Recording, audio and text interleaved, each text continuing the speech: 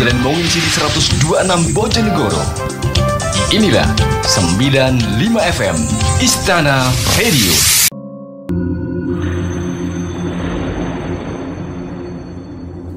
Kembali tim Jimat menyapa Anda. Jimat, sajian malam Jumat menguak tabir-tabir misteri.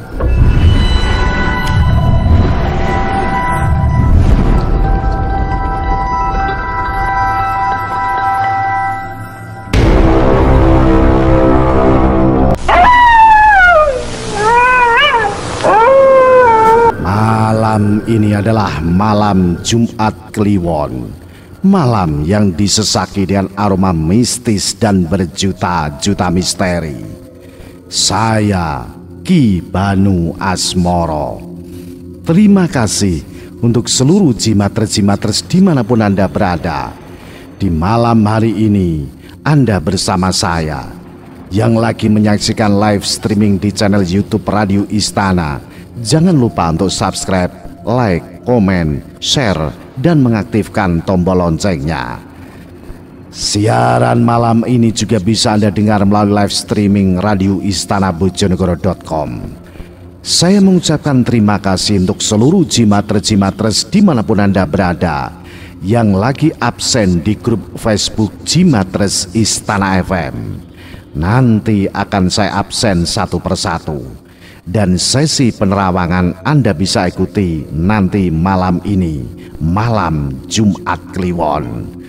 Bagi jimatres-jimatres yang punya cerita-cerita misteri, baik pengalaman pribadi atau mungkin orang lain, kirimkan saja ke Radio Istana FM di Jalan Mungin City 126 Bojonegoro, Jawa Timur, atau bisa inbox saya di Facebook Ki Banu Asmoro. Malam ini malam Jumat Kliwon, malam yang disesaki dengan aroma mistis dan berjuta-juta misteri. Saya akan melanjutkan lagi cerita misteri mengenai pesugihan perias pengantin ngunduh jiwa. Sesaat lagi Anda ikuti untuk bagian yang ke-11. Ki Banu Asmoro dari studio siar Jalan Mungin City 126 Bojonegoro, Jawa Timur, tentunya mengucapkan selamat mengikuti acara Jimat, sajian malam Jumat yang menguak tabir-tabir misteri.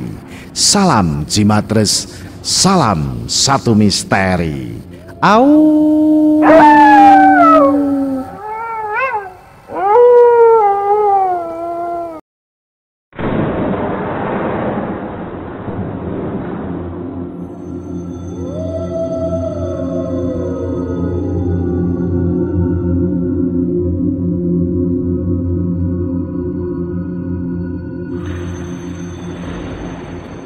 Kembali tim Jimat punya cerita.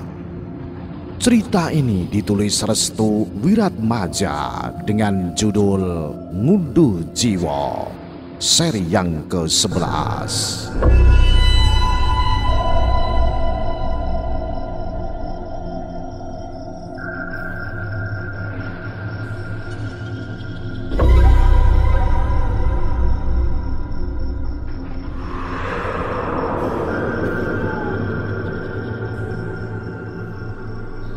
Saat Ustadz Sumantri mendengar kata tidak baik tentang Rahayu disebarkan Pak Sumardi, mimik wajahnya benar-benar berubah.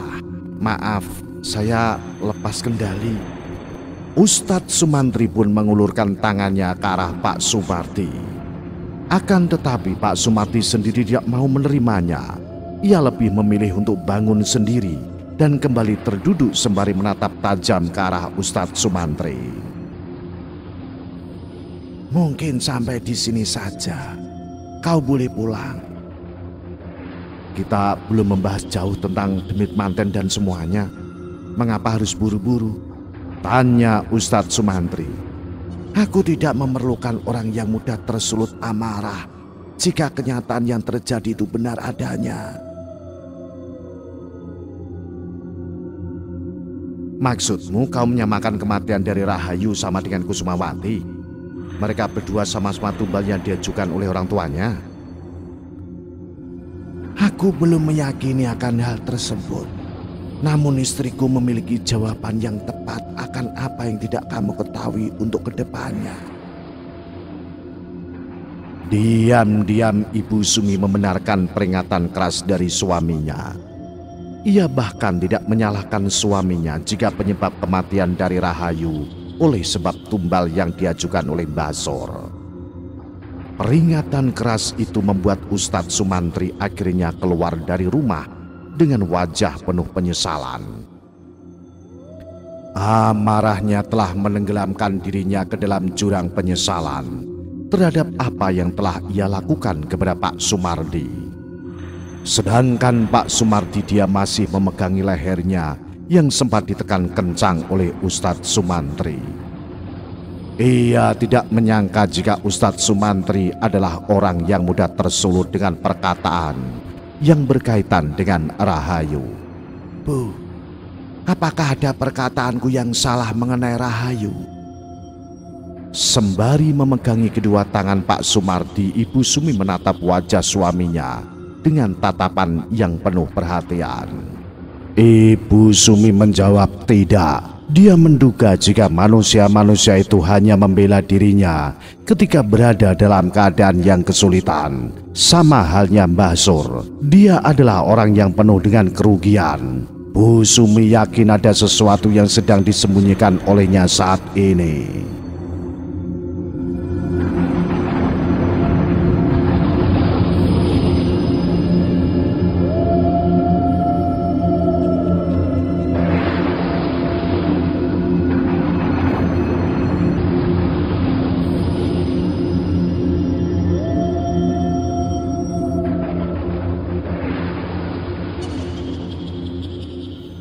Sementara itu di desa Wongso, rumah Mbah Sur.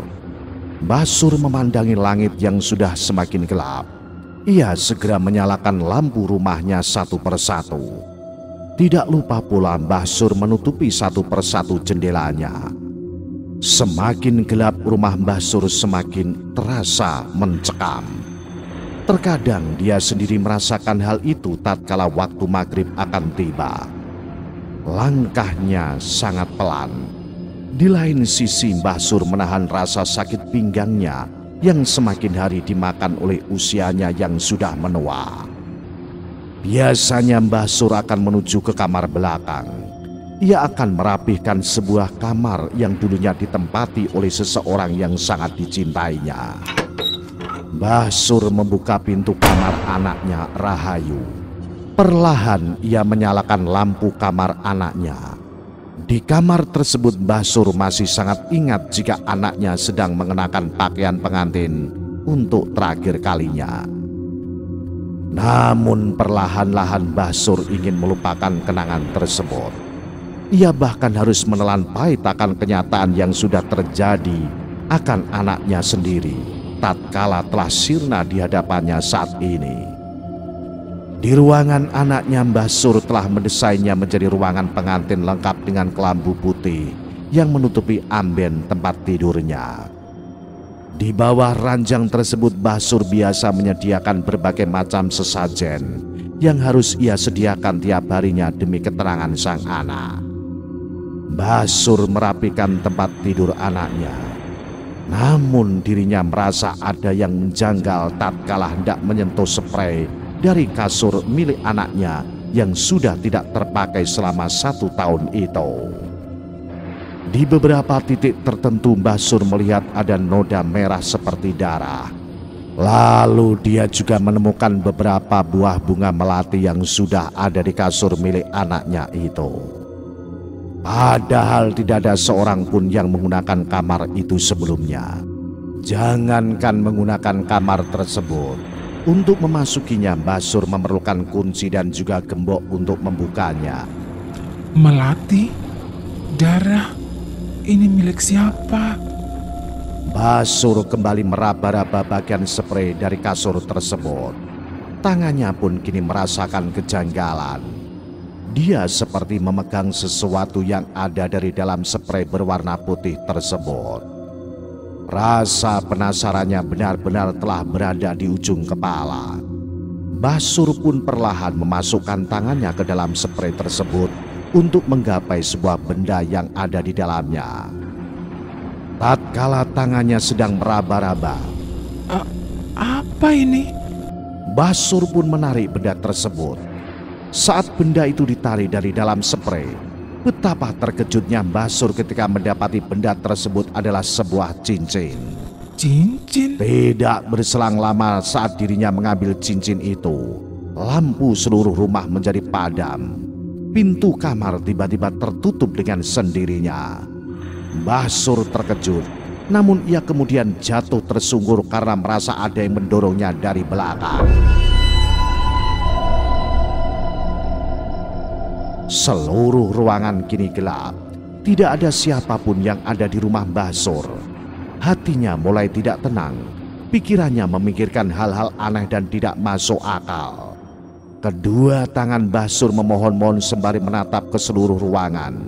Ia tahu ada yang datang ke rumahnya dengan penuh amarah. Siapapun itu bisa dipastikan itu adalah Rahayu. Rahayu, ibu izin membersihkan kamarmu ya nak. Biar kamu tidur pulas malam ini. Berulang-ulang kali Mbah Sur mengucapkan kalimat itu. Ia sama sekali tidak menyangka jika kedatangannya disambut oleh sesuatu yang sudah menunggunya. Dari luaran ruangan, Mbah Sur merasakan kehadiran seseorang yang datang. Suara langkah kakinya benar-benar terasa. Mbah Sur tidak tahu menahu siapa yang kali ini datang ke rumahnya setelah 1 tahun lamanya tidak pernah lagi mendapatkan teror yang mengerikan. Dan saat langkah kaki itu terhenti di dekat kamar, tiba-tiba Mbah Sur mendengar ada suara wanita yang dengan fasihnya mengeluarkan suara lantunan orang yang sedang menyanyikan kidung Jawa.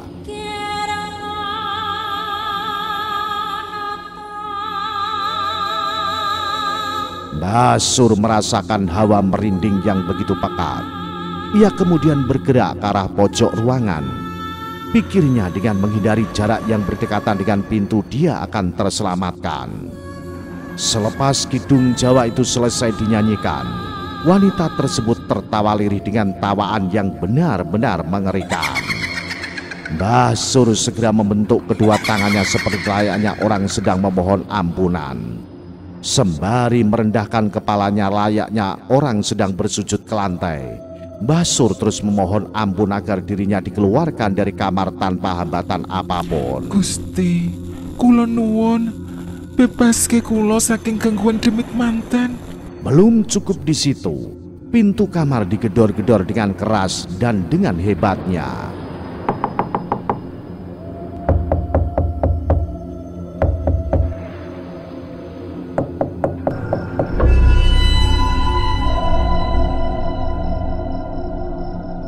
Air mata Mbah Sur menetes perlahan.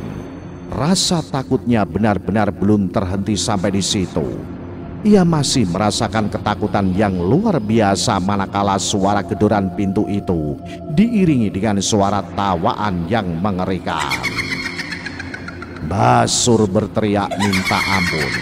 Dia memohon untuk meminta ampun dan membiarkannya lari dari gangguan tersebut.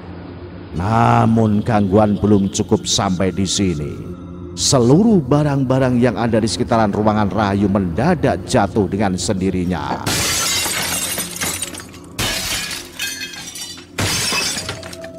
Mbah Sur berkali-kali tertimpa barang-barang yang ada di sekitarannya, sampai-sampai dirinya tidak mengetahui harus bagaimana lagi untuk bisa lari dari ruangan ini. Gusti, kula nuwun paring kula keselamatan saking gangguan demit manten. Sembari menangis Mbah Sur berteriak meminta tolong. Akan tetapi suara pintu dan juga tawaan wanita itu masih benar-benar terasa jelas dan bertujuan menahan Mbah Sur untuk berada di ruangan tersebut sendirian. Hingga akhirnya pintu itu terbuka dengan sendirinya. Bersamaan dengan terbukanya pintu, lampu rumah kembali menyala. Akan tetapi Mbah Sur mendengar seseorang yang sedang menangis dari luaran. Suara tangisannya mirip dengan suara seseorang yang ia kenal. Rahayu? Tanya Mbah Sur saat dirinya melihat seorang wanita sedang terduduk di luar ruangan dengan mengenakan pakaian pengantin. Hati Mbah Sur sedikit ragu. Awalnya dia tidak ingin mendekatkan diri ke arah wanita tersebut karena ia tahu jika Rahayu sudah meninggal dunia. Akan tetapi sifat keibuannya benar-benar telah membutakan pikirannya sendiri. Mbah Sur nekat mendekatkan tubuhnya dengan berjalan tertatih-tatih ke arah wanita tersebut. Rahayu, Sima kangen, Dok. Wanita itu terus menangis. Dia menutupi wajahnya dengan kedua tangannya, seakan-akan menjadi sebuah tangisan yang memilukan bagi wanita tersebut. Namun Mbah Sur yang sudah berada dekat dengan wanita yang diyakininya sebagai Rahayu itu, terus memberikan kalimat-kalimat pengungkapan rasa dirinya atau rindunya terhadap seorang anak yang sangat dicintainya. Dok, itu kamu kan? Rahayu anakku. Saat Mbah Sur sudah berada dekat dengan wanita itu, tiba-tiba tangisan wanita itu berubah menjadi suara tawaan yang mengerikan. Mbah Sur kaget. Dia kemudian menghindar dan mundur beberapa langkah. Situ kangen aku pora, Mak. Dan wanita itu langsung membalikkan wajahnya ke arah Mbah Sur. Wajahnya sangat mengerikan. Seluruhnya menghitam dengan senyuman yang menyeringai. Urat-uratnya terlihat dengan jelas. Ia berjalan sembari menari-nari ke arah Mbah Sur dengan kedua tangannya memegangi bunga melati. Lantai mendadak menjadi bau amis. Muncul cairan yang berasal dari tubuh si sosok demit manten itu. Warnanya merah kehitaman, berbau sangat busuk dan anyir. Ternyata cairan itu bersumber dari bagian kemaluannya. Mak, Sido kangen aku pora. Mbah Sur terus mundur. Ia menggapai benda apapun yang ada di sekitarnya dan dilemparkan ke arah sosok tersebut. Akan tetapi tenaganya benar-benar tidak ada sama sekali. Mbah Sur tidak bisa berbuat apa-apa. Saat yang bersamaan senyuman demit itu menghilang bersamaan dengan tertutupnya pintu dan lampu di seluruh rumah kembali padam dengan sendirinya. Sosok tersebut merangkak ke arah Mbah Sur dengan cepatnya dan menggapai tubuh Mbah Sur. Lidahnya yang panjang langsung menjilati leher Mbah Sur. Rahayu, kowe wis mati. Demit manten itu langsung menatap ke arah Mbah Sur dan seraya bersamaan Mbah Sur juga menatap ke arah demit manten itu. Aku minta maaf, Nak. Lampu kembali menyala dengan sendirinya. Tidak ada suara atau apapun yang terjadi setelahnya.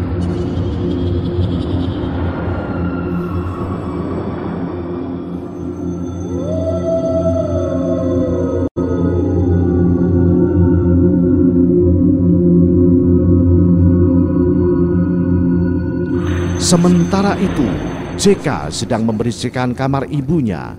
Ia membereskan spray dan lain-lain. Pintu rumah yang semula tertutup kini terbuka bersamaan dengan suara seorang pria yang berjalan sempoyongan. JK, ambilkan minum JK. JK tahu bapaknya datang dalam keadaan mabuk. Entah lingkungan buruk apalagi yang membawa bapaknya ini menjadi pribadi yang sangat berbeda semenjak kematian Kusumawati dan juga Ibu Heni. Hanya saja jika tidak berani untuk berbuat apa-apa, dia hanya bisa menuruti semua perintah yang diberikan oleh bapaknya agar hidupnya bisa terjamin seperti apa yang telah dijalankannya saat ini. JK pun segera mengambil segelas air putih. Ia kemudian memberikannya kepada Pak Wikto yang sudah kelelahan dengan mulut yang benar-benar bau alkohol. Bapak mabuk lagi. Kamu jangan banyak tanya. Bapak lagi ngerasain hidup penuh dengan kebebasan, JK. Ucap Pak Wikto dengan suara telernya. Ia pun kemudian bangkit kembali. Walaupun beberapa kali tubuhnya sempat goyah dan hampir terjatuh, Pak Wikto masih bisa menahan diri dengan cara menyandarkan kedua tangannya ke dinding rumah. Pak Wikto menuju ke belakang rumah. Pikir JK bapaknya ingin buang air kecil, JK pun kembali menuju ke kamar ibunya. Saat di mana dirinya menutup pintu kamar ibunya dan kembali membereskan ruangan, JK mendengar suara aneh di luaran. Ia mendengar seperti ada suara orang yang sedang mengesot di lantai. JK pun langsung terdiam sejenak. Ia seperti terganggu dengan suara aneh yang baru pertama kalinya ia dengar. Kok ada suara orang ngesot ya? Akan tetapi suara itu tidak lama. Suara itu langsung menghilang. Yang terdengar adalah ocehan aneh dari bapaknya yang berada di kamar mandi. Pak Wikto yang masih dalam keadaan mabuk mulai mengoceh hal yang tidak-tidak. Ia bernyanyi-nyanyi sembari memainkan alat kelaminnya yang kebetulan sedang buang air kecil. Namun ia langsung terdiam saat pintu kamar mandi digedor dengan kencangnya dari luar. Pak Wikto pun terkejut. Ia rasa gedoran pintu itu berasal dari anaknya yaitu JK. Akan tetapi ia juga merasa itu tidak mungkin. Pak Wikto sangat mengenali anaknya yang benar-benar tidak akan melakukan hal demikian kecuali dalam keadaan hati yang sangat marah. JK goblok, bikin kaget aja. Pak Wikto pun kembali melanjutkan nyanyiannya. Kali ini dia seperti merasakan berada di puncak kenikmatan. Pasalnya alat kelaminnya seperti ada yang memeganginya dan perlahan-lahan membuat sebuah ritme yang mengarah kepada khayalan semata. Ah, enak banget. Pak Wikto belum sadar, tidak ada satu orang pun yang berada di kamar mandi. Dia baru menyadari saat JK memanggil namanya dari kejauhan. Pak, Bapak manggil JK.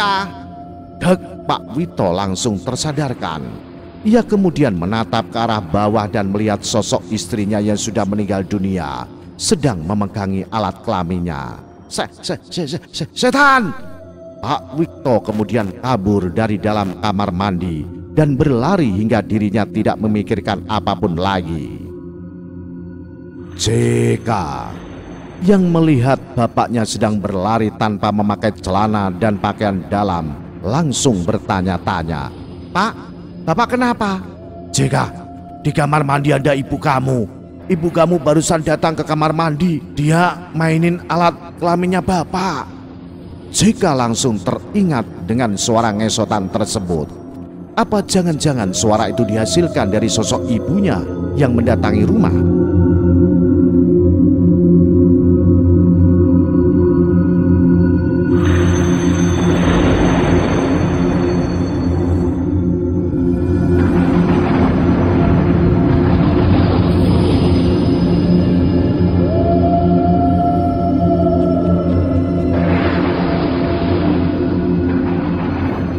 Satu hari sebelum pesta pernikahan, seperti biasa Pak Sumardi dan Ibu Sumi kembali mencari informasi terkait dengan hal-hal yang selama ini ingin diketahuinya.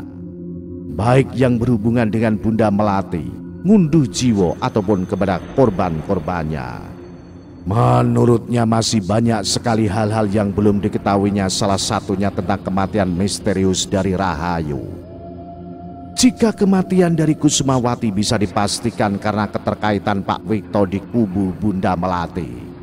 Namun Ibu Sumi masih mencari-cari akan informasi terkait dengan kematian dari Rahayu yang belum terungkapkan motifnya. Kali ini Pak Sumardi dan Ibu Sumi mengunjungi sebuah kantor desa Wongso. Tujuannya adalah mencari data terkait dengan seorang wanita yang bernama Suryani atau Mbah Sur. Dia ingin tahu apa saja yang dimiliki oleh Mbah Sur. Apakah Mbah Sur benar-benar orang yang sama seperti Pak Wikto? Apakah Mbah Sur memiliki banyak ladang dan sengaja menyembunyikannya dari masyarakat luas? Termasuk juga informasi terkait dengan Mbah Sur selama 1 tahun yang sudah berjalan ini. Saat Ibu Sumi dan Pak Sumardi menanyakan kepada salah satu orang yang bertugas di kantor desa Wongso, ia terkejut dengan fakta yang benar-benar terjadi di lapangan. Ternyata Mbah Sur memiliki beberapa hektar tanah yang lokasinya berbeda-beda. Dan yang paling dekat dengan rumahnya adalah di belakang rumahnya sendiri yang penuh dengan hamparan sawah yang menguning dengan padi. Berarti bisa dipastikan jika Mbah Sur juga adalah salah seorang yang mengajukan dirinya kepada Bunda Melati perihal pernikahan anaknya dengan Bagus, yang mana itu semua adalah demi kepentingannya.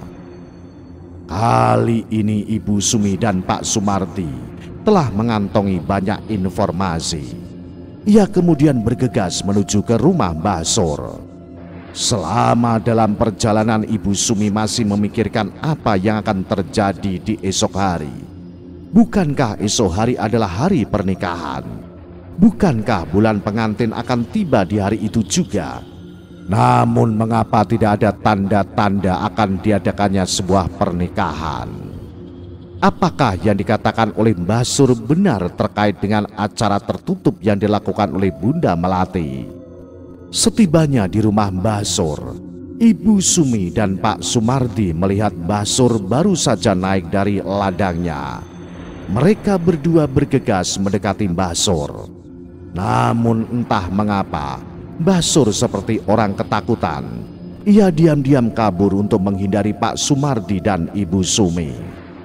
Untungnya Mbah Sur langsung dihentikan oleh seorang pria yang datangnya bersamaan dengan Ibu Sumi dan juga Pak Sumardi. Kau? Hanya Ibu Sumi saat mendapati Ustadz Sumantri yang turut campur akan kegiatannya.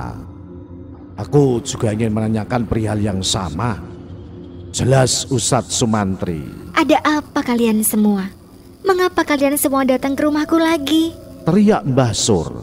Tidak seperti biasanya Mbah Sur langsung memaki-maki para tamu yang mendatangi rumahnya. Kali ini Ibu Sumi dan juga Pak Sumardi benar-benar merasa ada yang aneh. Sebentar Bu, aku mau tanya sesuatu. Jelas Ustadz Sumantri. Mbah Sur pun langsung terdiam. Ia kemudian meminta kepada yang lainnya untuk masuk ke dalam rumah. Mbah Sur yang merasa ketakutan pun menghindari kontak mata dengan Ibu Sumi dan juga Pak Sumardi. Ia memilih untuk menundukkan kepalanya ke bawah. Bu, aku ingin bertanya terkait Rahayu. Mbah Sur mengatakan bahwasanya bukankah Rahayu menjadi tumbal dari kejahatan Bunda Melati? Tapi bukan itu yang aku tanyakan. Jelas Ustadz Sumantri. Ibu Sumi langsung mendekatkan wajahnya ke arah Mbah Sur. Kali ini Ibu Sumi tidak takut dengan ancaman yang keluar dari mulut wanita tua bangka itu. Jawab sejujurnya, Mbah. Apakah kau sengaja menjual jiwa anakmu kepada Bunda Melati untuk dijadikan wadah dari demit manten? Dek, tubuh Mbah Sur langsung bergetar. Ia dipenuhi ketakutan. Tangannya terlihat bergerak-gerak seperti orang yang sedang kedinginan, bergetar dan tidak tahu harus melakukan apa. Ibu Sumi menyadari reaksi itu adalah reaksi kebenaran jika seseorang yang ditugaskan menjawab tidak bisa memberikan alasan yang logis karena tekanan dari pikiran dan juga hati kecilnya. Ibu Sumi? Tanya Ustadz Sumantri. Kata Ibu Sumi calon mertuamu tidak bisa menjawabnya. Itu menandakan dia sengaja menjual Rahayu untuk kepentingannya sendiri. Dari mana kau tahu? Jangan seenaknya memberikan asumsi terkait Rahayu. Ibu Sumi pun mendekatkan wajahnya ke arah Ustadz Sumantri. Kali ini wajahnya tidak memiliki perasaan ataupun emosi. Wajah dari Ibu Sumi hanya dipenuhi dengan fakta yang sudah lama disembunyikan. Tanyakan kepada mantan calon mertuamu itu, anak muda. Apakah dalam setahun dia mampu menambah tanahnya lagi? Apakah gubuk kecil ini mampu membeli berhektar-hektar tanah yang berada di beberapa tempat di desa Wongso? Jika bukan karena bisnis dengan iblis melati itu, lalu dengan apa orang tua seperti dia mampu membelinya? Ustadz Sumantri langsung mengarahkan wajahnya ke arah Mbah Sur. Ia tidak menyangka jika Mbah Sur memiliki banyak tanah setelah kematian Rahayu. Hal ini menunjukkan baik Mbah Sur ataupun Pak Wikto keduanya adalah orang-orang yang sama mengajukan dirinya sebagai pelaku yang menjual anaknya ke Bunda Melati untuk nantinya dijadikan sebagai tumbal dari demit manten.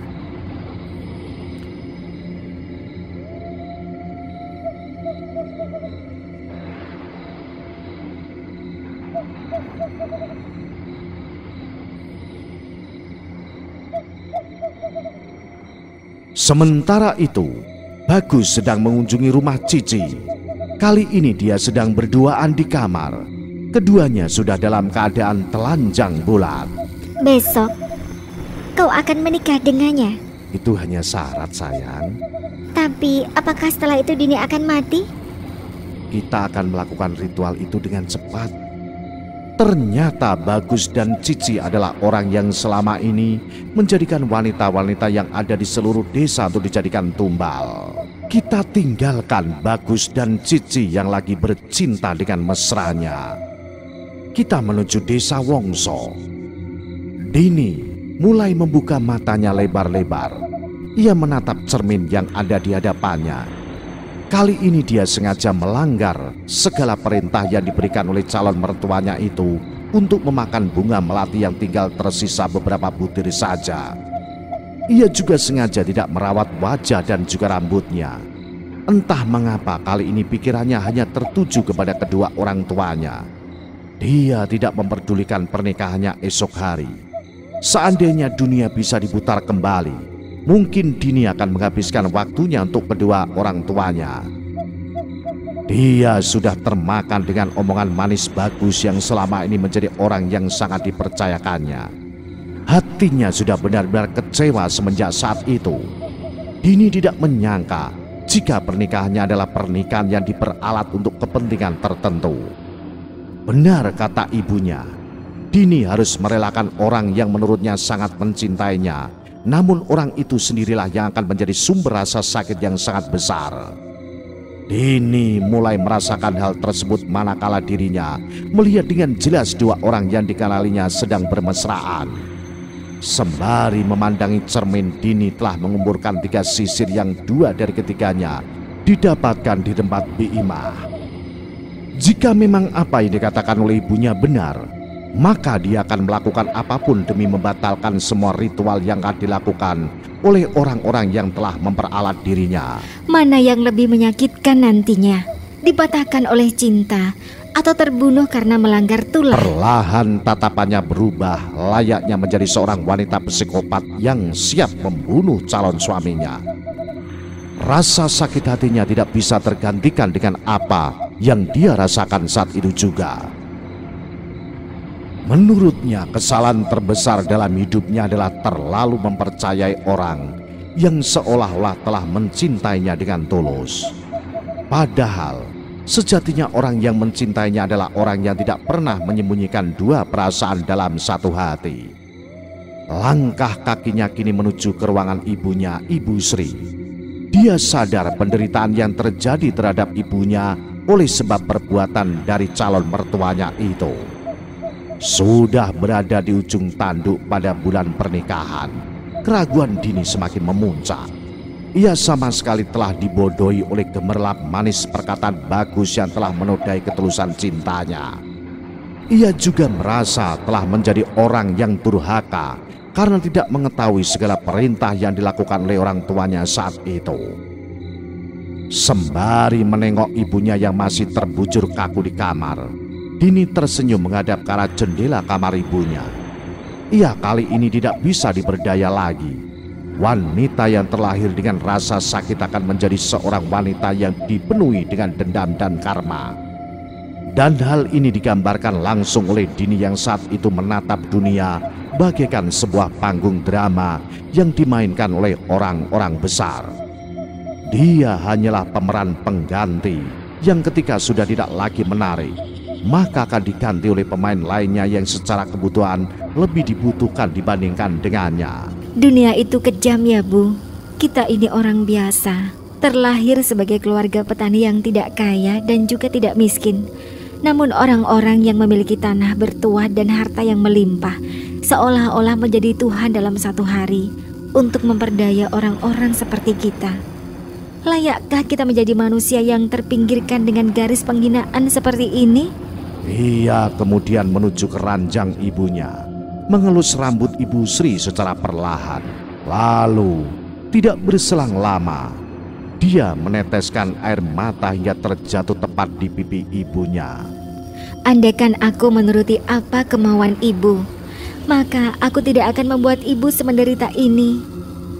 Melati dan sisir terkutuk itu adalah dua benda yang nantinya akan menjadi karma bagi keluarga iblis itu, Bu. Aku siap mengorbankan semuanya untuk mengganti nyawa-nyawa orang yang sudah melayang dengan sia-sia di bulan pengantin ini. Dini harus tetap kuat. Ia kembali mengusap air matanya dan bertindak seolah-olah tidak akan terjadi apa-apa untuknya saat ini. Ia menyanggul rambutnya yang sudah berantakan dan beranjak pergi dari kamar ibunya. Akan tetapi, tanpa disadari oleh Dini, Ibu Sri ternyata mendengar semua apa yang dikatakan oleh anaknya itu. Hati kecil anaknya telah terketuk. Kini Dini telah menemukan jalan kehidupannya dan telah mengetahui langkah selanjutnya untuk bisa menyelesaikan permasalahan kompleks yang sedang dihadapinya saat ini. Kita tinggalkan Dini yang lagi menyesal atas keputusannya. Kita menuju ke rumah Mbah Suryani. Kekecewaan terbesar benar tergambarkan di raut wajah Ustadz Sumantri. Entah mengapa hatinya begitu terkikis mendengar asumsi dari Ibu Sumi yang sangat sesuai dengan logika terkait dengan harta kekayaan tersembunyi yang dimiliki oleh Mbah Sur. Aku bahkan curiga dengan apa yang sudah terjadi saat ini. Ngunduh jiwa tercipta bukan tanpa alasan. Bisa jadi ada penggeraknya. Aku tidak yakin jika hanya Bunda Melati saja yang menjadi sosok utama dalam panggung persembahannya. Lagi dan lagi Bu Sumi seperti memberikan banyak asumsi yang tidak masuk akal. Namun jika dipikir secara logika memang benar adanya. Ibu Sumi selayaknya orang yang bertugas memandikan jenazah telah mengetahui tanda-tanda jenazah yang meninggal dengan meninggalkan banyak sekali urusan di dunianya. Hal ini menjadikan keraguan besar terkait dengan apa yang sudah terjadi selama ngunduh jiwa ini diciptakan. Hal yang seharusnya tidak ditemukan dalam pencariannya kini terkuak dengan sendirinya. Selama ini kita hanya mencurigai Bunda Melati yang notabene sebagai penggerak dari ngunduh jiwa. Akan tetapi kita tidak pernah mencurigai suaminya. Sekarang aku ingin bertanya kepada Mbah Sur, di manakah suami dari Bunda Melati? Mbah Sur tiba-tiba terkejut mendapatkan pertanyaan semacam itu. Raut wajahnya tiba-tiba saja berubah manakala Ibu Sumi melemparkan pertanyaan yang tidak diduga-duga sebelumnya. Suami dari Bunda Melati? Apakah ketika di hari pernikahan Rahayu dia datang? Atau memang sengaja disembunyikan oleh Bunda Melati? Ibu Sumi melihat dengan jelas keraguan yang tertanam dalam wajah Mbah Sur. Keraguan yang tercipta membuat mulutnya sulit mengatakan kejujuran di hadapannya. Kedua tangan dari Mbah Sur juga bergetar seperti sedang menenangkan dirinya sendiri untuk bisa memilih dan memilah kalimat yang berada di kepalanya agar jawabannya tidak menimbulkan kecurigaan terhadap pertanyaan yang dilontarkan oleh Ibu Sumi. Mengenai itu, ucap Ustadz Sumantri yang menunggu jawaban jujur dari mulut Mbah Sur. Ibu Sumi tersenyum. Dia sudah tahu jawaban apa yang ingin dikatakan oleh Mbah Sur lewat dengan penggambaran wajah dari Mbah Sur yang penuh ketakutan. Apakah ada pantangan tertentu terhadap orang yang sudah terikat dengan perjanjian dari ritual ngunduh jiwa itu sendiri? Tiba-tiba Mbah Sur langsung bersujud tepat di kaki Ibu Sumi. Dia memohon-mohon kepada Ibu Sumi untuk tidak melanjutkan pembongkaran dari ritual ngunduh jiwa ini lebih dalam. Nyalinya benar-benar menciut tatkala Ibu Sumi berhasil membongkar secara perlahan terkait dengan fakta yang ada di dalam ritual tersebut. Aku mohon, kau jangan lebih dalam untuk turut serta dalam hal ini. Aku tidak ingin hal-hal yang mengerikan akan terulang kembali. Jelas Mbah Sur kepada Ibu Sumi. Ibu Sumi kemudian melepaskan kedua tangan Mbah Sur yang memohon-mohon sembari memegangi kedua kakinya dengan sangat kencang agar Ibu Sumi tidak melanjutkan pembongkaran lebih dalam terkait dengan ritual ngunduh jiwa. Mbah, Ibu Sumi mencoba menegakkan kembali dagu Mbah Sur yang sudah merendah. Secara usia Mbah Sur jelas lebih tua dari Ibu Sumi. Akan tetapi, terkait dengan kebodohan dalam memilih jalan hidup, Mbah Sur adalah salah satu orang yang sengaja menerjunkan diri ke dalam sumur penuh dengan kerikil tajam, dibanding dia menjatuhkan diri ke dalam ranjang tidur berisi bantal-bantal empuk yang membuat tubuhnya menjadi nyaman. Hidupmu tinggal hanya dalam hitungan tahun lagi. Tanahmu yang begitu luas tidak menjamin siksa kuburmu diringankan. Aku bisa mengatakan seperti ini karena dosamu sangatlah besar. Kau telah menjual anakmu sendiri, lalu menjadikan masa tuamu penuh dengan gemerlap harta yang sejatinya telah menyeretkan ke dalam neraka dunia. Ucap Ibu Sumi sembari tersenyum ke arah Mbah Sur. Ustadz Sumantri terkejut dengan kalimat indah yang baru saja dilontarkan oleh Ibu Sumi. Menurutnya, perkataan itu benar-benar telah menunjukkan jati diri dari Mbah Sur yang sudah berada di ambang penyesalan.